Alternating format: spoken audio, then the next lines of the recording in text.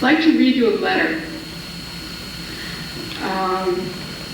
from a kid who just went to college, to her family.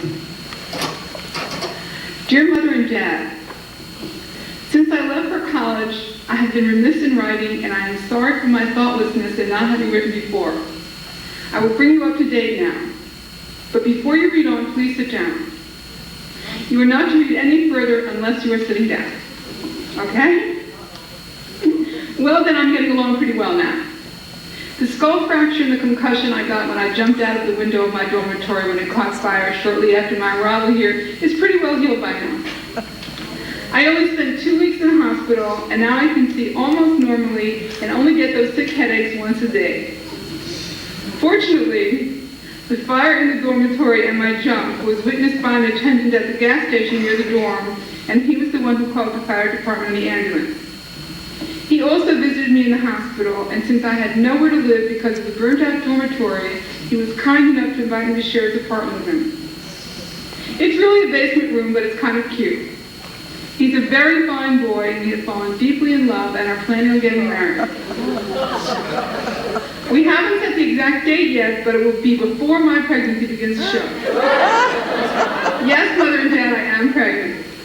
I know how much you are looking forward to being grandparents, and I know you will welcome the baby and give it the same love and devotion and tender care you gave me when I was a child. The reason for the delay in our marriage is that my boyfriend has a minor infection which prevents us from passing our premarital blood test, and I carelessly applied for him.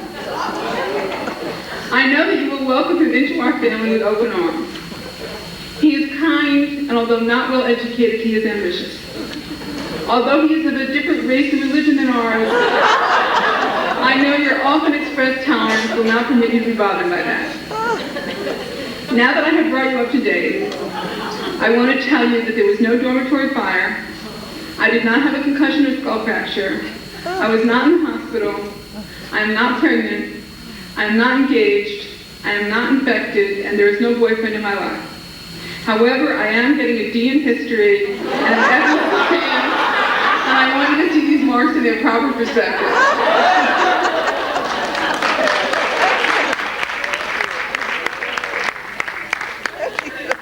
Isn't that wonderful?